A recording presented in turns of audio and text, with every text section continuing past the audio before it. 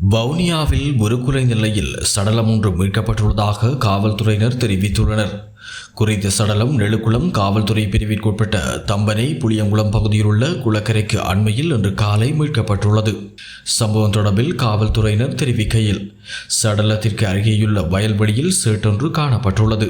குறித்த நபர் உயிரிழந்து 5 தொடக்கம் 10 நாட்கள் வரை இருக்கலாம் என சந்தேகிக்கப்படுகின்றது. சடலம் உருக்குலை நிலையில் காணப்படுவதால் ஆண் நபரா அல்லது பெண் நபரா என்பதை கண்டுபிடிப்பதில் சிக்கல் ஏற்பட்டுள்ளது என காவல்துறையினர் தெரிவித்துள்ளனர். இந்த நிலையில் சடலத்தை அடையாளம் காண பிரேத பரிசோதனைகளுக்காக வவுனியா மாவட்ட பொது வைத்தியசாலையில் வைக்கப்பட்டுள்ளது. மேலும் இந்த சம்பவம் தொடர்பிலான மேலதிக விசாரணைகளை காவல்துறையினர் முன்னெடுத்து வருகின்றனர். இதேவேளை தலவாக்கலை நீர்த்தேக்கத்தில் மிதந்த நிலையில் யுவதியொருவரின் சடலம் மீட்கப்பட்டுள்ளதாக காவல்துறையினர் தெரிவித்துள்ளனர். குறித்த சடலம் தலவாக்கலை காவல்துறை அதிகாரிகளுக்கு பிரதேச மக்களால் வழங்கப்பட்ட தகவலின் அடிப்படையில் இன்று மீட்கப்பட்டுள்ளது.